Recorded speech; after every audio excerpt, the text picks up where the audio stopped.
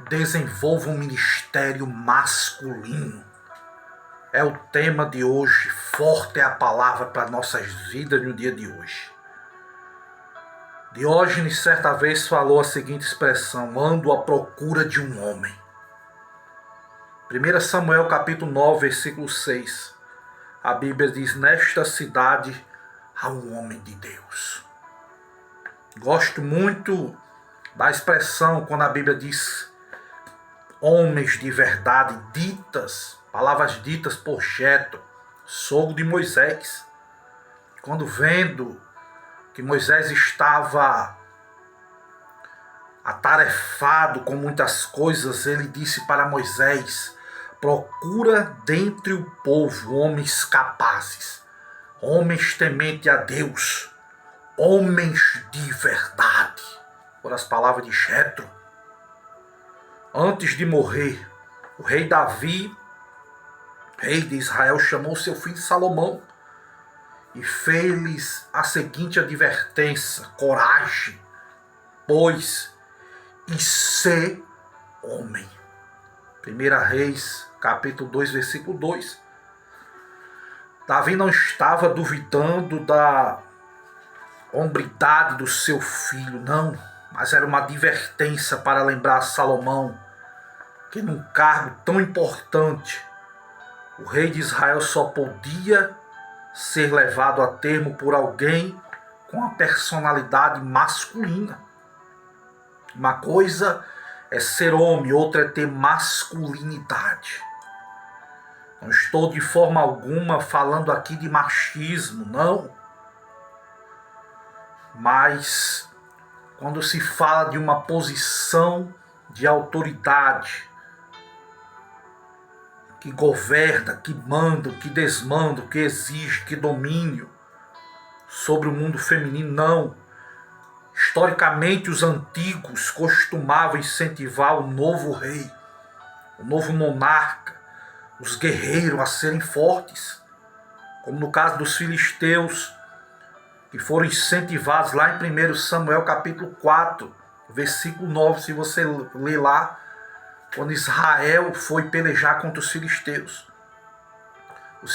foram incentivados: sede fortes, ó filisteus, portai-vos varonilmente, por a palavra de Deus para os filisteus.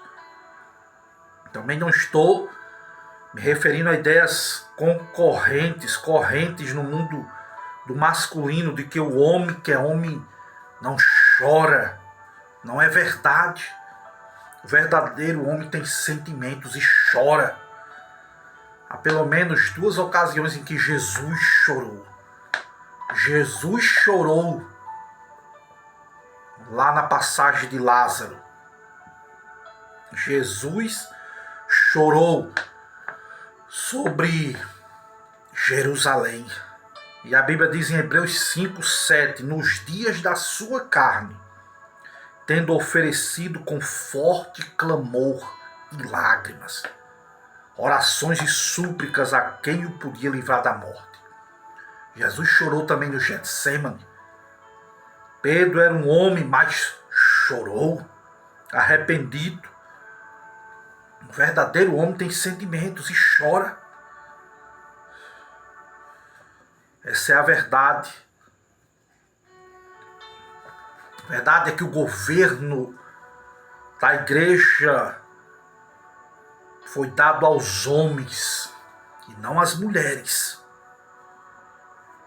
Um certo psicólogo chamado Steve Clark, americano, ele fez um artigo falando sobre o caráter feminizado.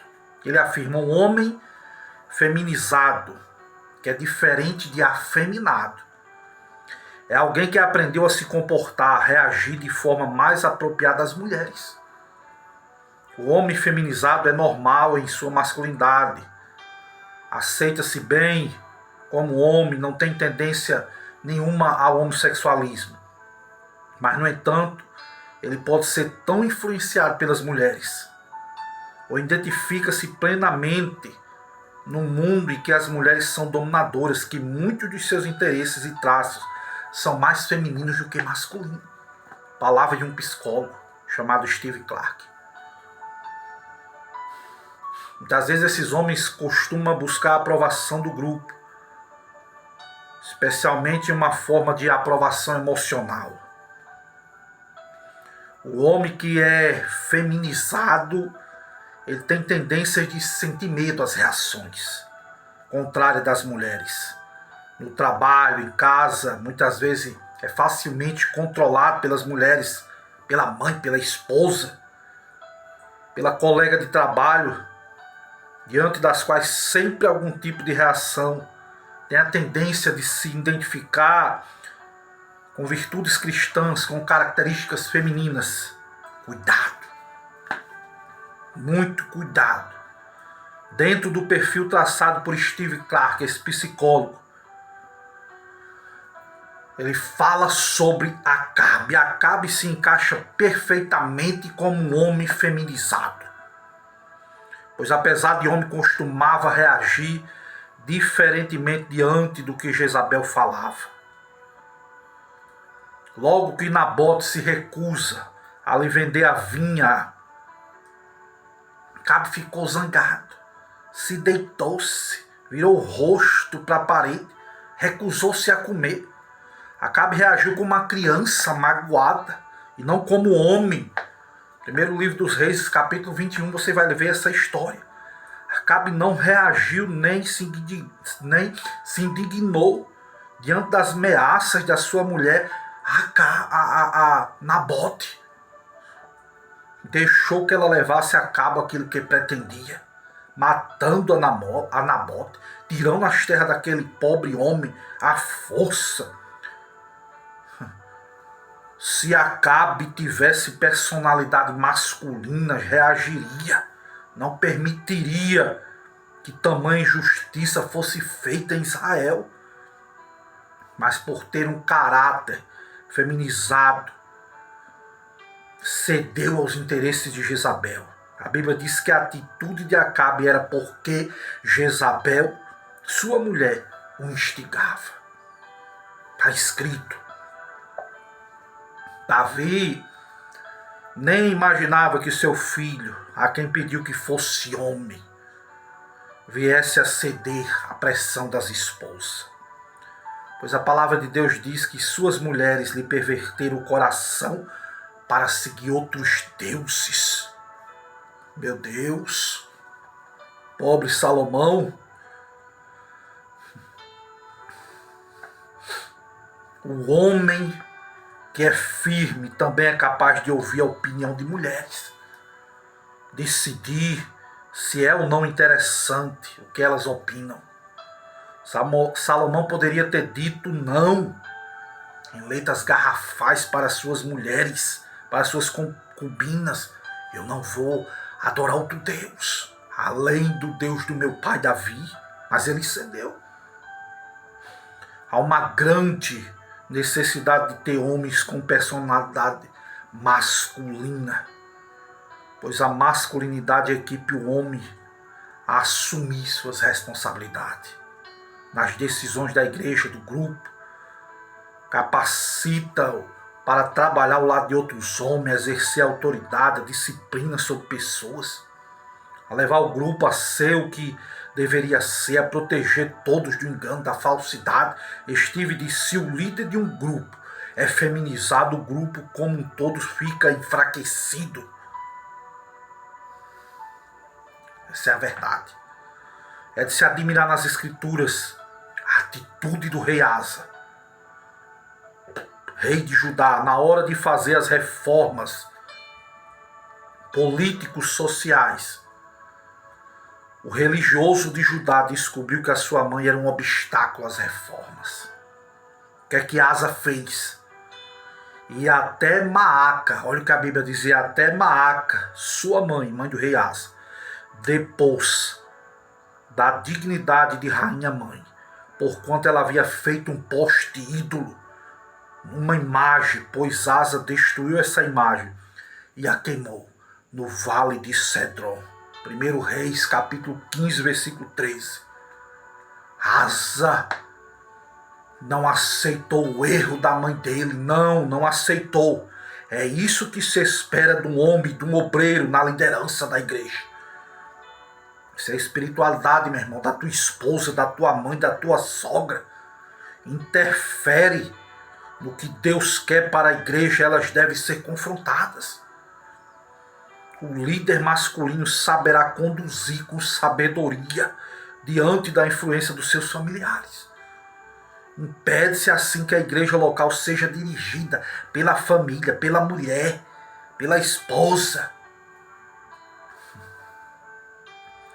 Nos dias de Neemias havia uma mulher, líder espiritual do povo, uma profetisa chamada Noadia.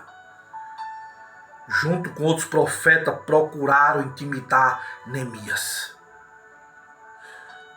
Requer-se do líder, requer-se do pastor que seja um verdadeiro homem com todas as qualidades masculinas, para não deixar influenciar-se pelos profetas, seja homem ou mulher, meu irmão.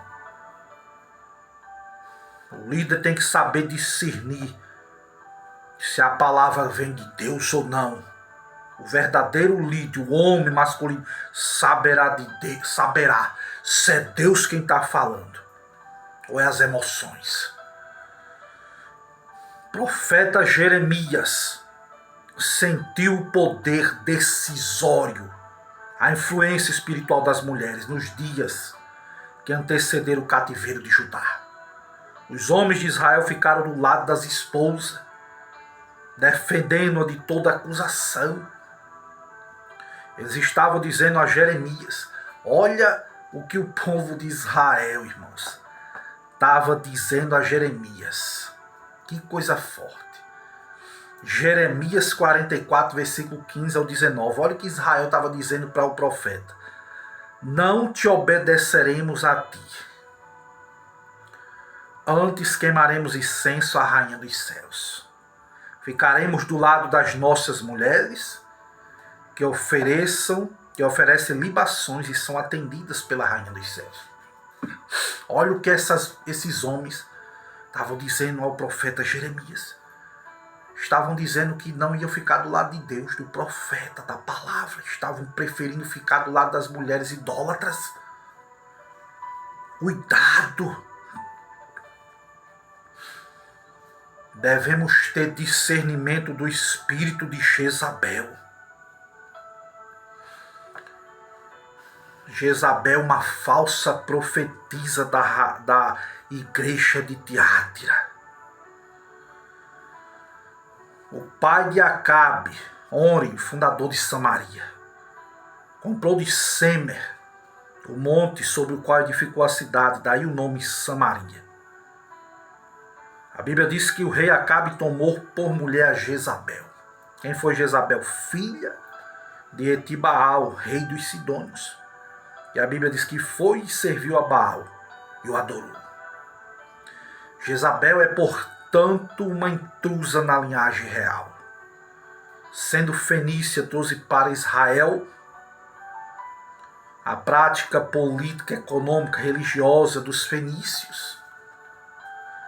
Na política, Jezabel usava muito bem um instrumento chamado intimidação. Na religião, ela implantou a adoração a Baal e passou a perseguir os adoradores de Deus. Na economia, mudou os estatutos de Israel, as leis referentes à posse do direito da terra, as leis de Deus. Existia uma reforma agrária que a cada 50 anos a terra voltava para o seu antigo proprietário. Jezabel instituiu em Israel o direito à posse definitiva da terra. Um homem chamado Henry Torrey afirma que Baal, deus dos fenícios, era o deus dos latifundiários, que tirava a terra das pessoas e colocava na mão de poucas pessoas. Foi isso que Jezabel fez. Jezabel interferiu no governo de Acabe. Foi ela quem mais tarde liderou a morte de Nabote. levantando falsas testemunhas, tomando as terras dele para anexá-las ao do rei Acabe. Sua filha Talia casou-se com o rei das tribos do sul, também influenciou o governo de Judá. Deus teve que levantar Jeú para destruir essa perversa influência de Jezabel em Israel e Judá. Olha como essa mulher era terrível. Um pastor que permite a ingerência de mulher, seja esposa ou não, nos destinos da igreja. Não que a mulher fique alienada de tudo, não. Mas que se deixa governar por elas, cai na mesma cilada de Acabe, no mesmo pecado de Herodes, na mesma prática da igreja de Tiátira. Cuidado! Cuidado, senhores pastores. Jezabel influenciou a vida espiritual de Israel, perseguiu os profetas, se escondiam em cavernas a tal poder de intimidação que possuía. Obadias, que era um mordomo de Acabe, conseguiu esconder muitos deles em cavernas. A Jezabel que profetizava na igreja de Tiátira, não é essa do Antigo Testamento. Ela seduzia, induzia os homens à prostituição. O espírito de Jezabel pode causar sérios danos à igreja, como acontecia com a profetisa de Tiátira. Quão terrível deve ser para o obreiro cair nas mãos de uma Jezabel. O líder local é advertido: você está tolerando Jezabel dentro da igreja de Tiátira, que está levando muitos à idolatria, à prostituição. Jezabel, pois, é um espírito que leva as mulheres a interferir e apoderar-se do governo da igreja, encoberto por uma capa de espiritualidade. Foi assim com Miriam, a irmã de Moisés, que junto com Arão queria ter voz de comando no meio do povo. Miriam disse: Moisés, Deus também fala conosco, não apenas com você. Porque você não reconhece a nossa liderança e nos dá uma oportunidade de liderar. Ainda bem, meu irmão, que Deus interferiu na questão e defendeu a Moisés. Senão Miriam é quem seguraria o cajado da liderança de Moisés. Cuidado! Herodes cedeu ao espírito de Jezabel e ordenou que João Batista fosse decapitado no cárcere. O profeta João Batista confrontava Herodes por causa do pecado, por causa dele possuir a mulher do irmão dele. Na festa de aniversário de sua sobrinha, filha de Herodias, de quem agora era amante, Herodes, encantado com a beleza feminina, prometeu dar de presente o que quisesse, e a jovem, dominada pela mãe, pede num prato a cabeça de João Batista. Olha o tamanho do poder, da influência da mulher. Olha a fraqueza do homem, meu irmão. Geralmente uma irmã serva de Deus, cujo o conselho é sempre acatado, levantando-se uma vida de oração, que tenha comunhão com Deus, que tenha percepção espiritual, que muitas vezes traz uma palavra de Deus, uma visão de Deus, um sonho, é levado em consideração pela igreja. Não é errado.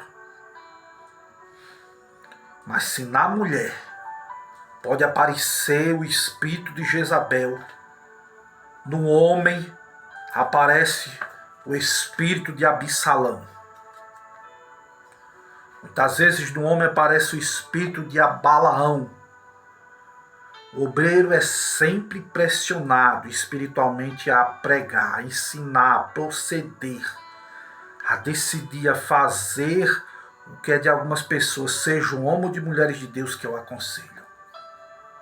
Todavia, no Antigo Testamento nós vemos mulheres atuando na vida do povo de Israel, da igreja,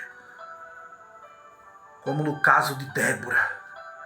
Débora era uma mulher profetisa que se assentava julgando o povo, lá em Juízes capítulo 4. No Novo Testamento, vemos mulheres que acompanhavam a Jesus durante todo o seu ministério. Lá em Lucas 8 fala isso. Estiveram com ele na morte, na ressurreição. Foram as primeiras mulheres que foram ao sepulcro, que viram Jesus. Mulheres estavam no dia de Pentecoste. As mulheres ajudaram nos primeiros dias da igreja, foram companheiras dos apóstolos. É na casa de Maria, mãe de João Marcos, que Pedro reencontra os seus irmãos lá em Atos 12:12. As mulheres são vistas no livro de Atos e nas epístolas, nas cartas pastorais, colaborando com a expansão do reino, mas nunca assumindo o governo da igreja.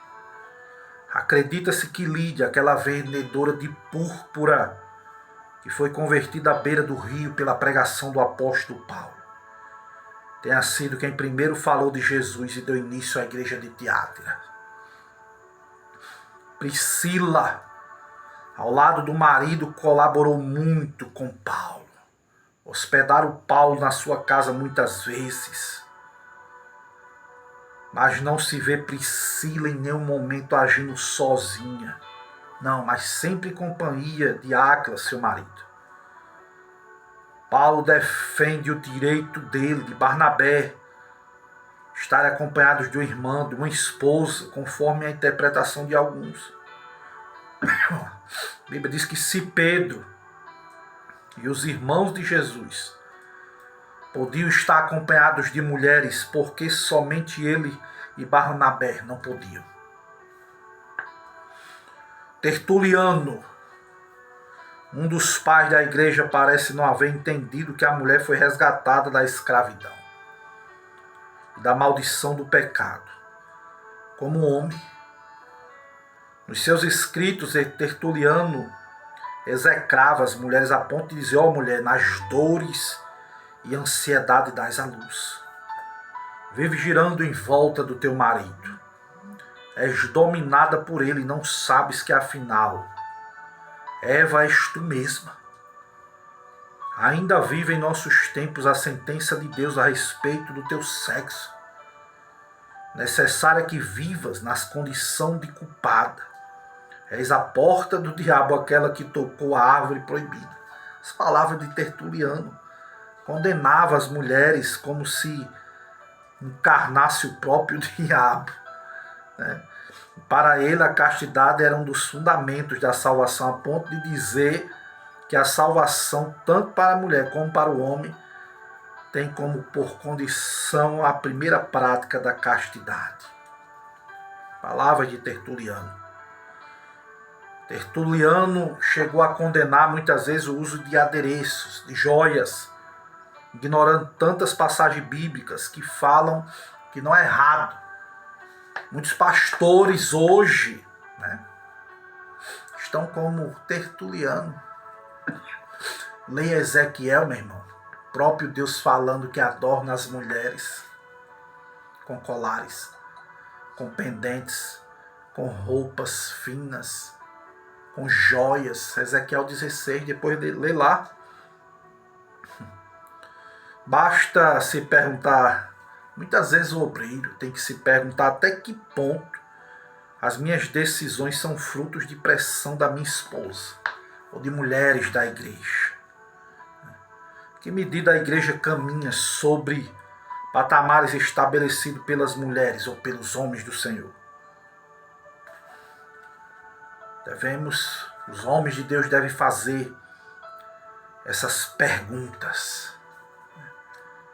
E esta é a palavra que eu tenho para nós no dia de hoje. Se você gostou dessa mensagem, compartilha com outras pessoas, para que o nome do Senhor venha a ser glorificado em nossas vidas. Que Deus te abençoe, você e a sua família.